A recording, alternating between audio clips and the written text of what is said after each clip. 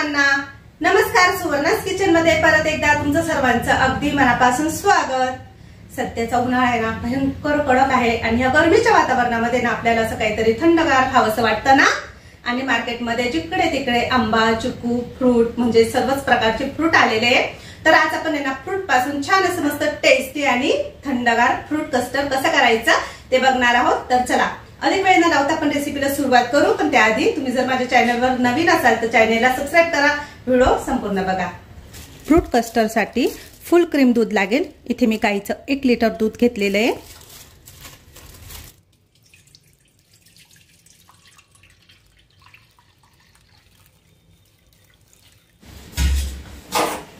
शेगडीवरती आता मी दुधाचं पातेलं ठेवते।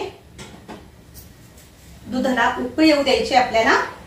तोपर्यंत आपण कोणती कोणती फ्रूट घेतली ते बघू, कारण फ्रूट आपल्याला कट करून घ्यायचंय आणि आपल्याला फ्रूट कस्टर्ड पावडर पण लागेल, तर ती पण आपण घेणार आहोत। 2 चमचे नॉर्मल थंड असलेलं दूध घेतलेलं आहे इथे मी थोडंसं।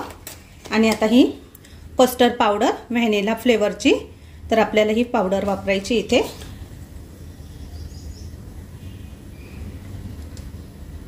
दोन चमचे घेते मी इथे। पूर्ण दुधामध्ये मिक्स करायची।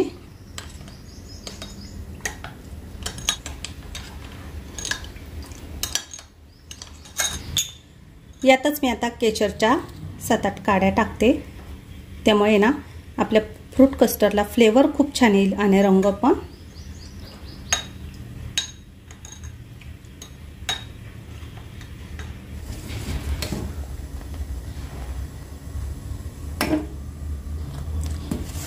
पाच ते 7 मिनिट आपल्याला दूध आहे ना छान असं मस्त उकळू द्यायचंय।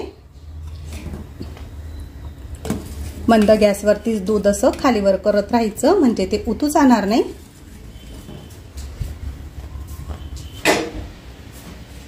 साखर घालताना तुम्ही तुमच्या आवडीनुसार घालू शकता। इथे मी 100 ग्राम साखर घालते।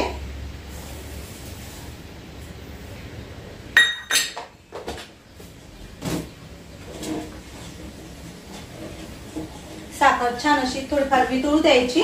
त्यानंतर मग आपण यामध्ये फ्रूट कस्टर्ड जे दुधामध्ये ठेवलेले आहे ना, केशर आणि फ्रूट कस्टर्डची पावडर ती यामध्ये घालणार आहोत। त्यामुळे आपल्या दुधाला असा थिकपणा येईल। थोडं दूध कस्टर्ड पावडर टाकल्यानंतर थोडं घट्ट होत असतं।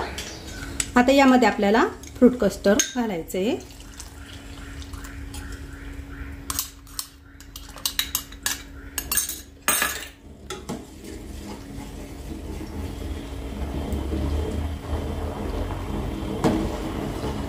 आता हे सारखं असं ढवळत राहायचंय आणि मंद आचेवरती याला पण 5 मिनिटं उकळू द्यायचंय।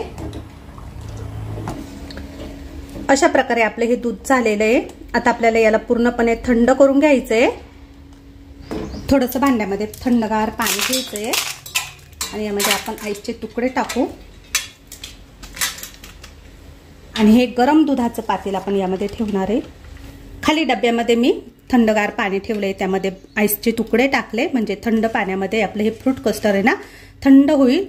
तर याला आपण फॅन खाली पण ठेवू शकतो आणि असं अधून मधून आहे ना ढवळत राहायचं, म्हणजे वाफ निघून जाते आणि फ्रूट कस्टर्ड आपल्याला एकदम गार करून घ्यायचंय। एकदम उकळतं फ्रूट कस्टर्ड आपल्याला फ्रीजरमध्ये किंवा फ्रीजमध्ये ठेवायचं नाहीये। कोमट झाल्यानंतर तुम्ही फ्रीजमध्ये थंड करून घेऊ शकता।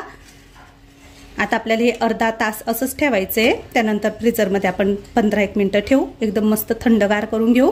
त्यानंतर यामध्ये आपल्याला फ्रूट टाकायचे। आता इथे मी काही फ्रूट घेतलेली आहे।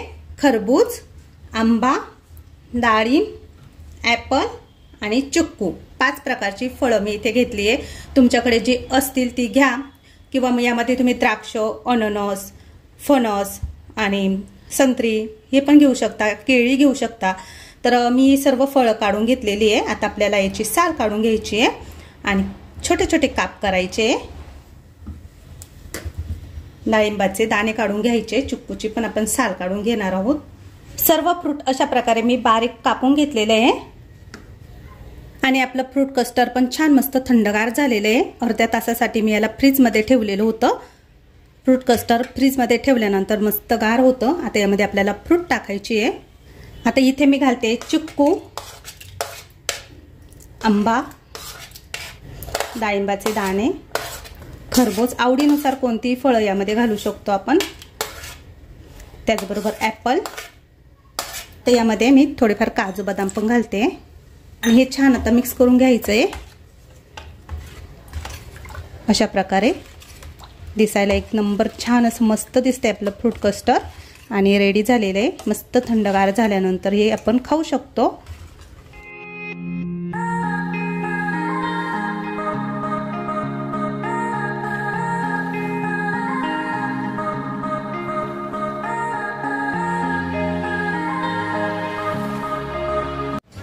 आता मी फ्रूट कस्टर्ड टेस्ट करून बघणार आहे.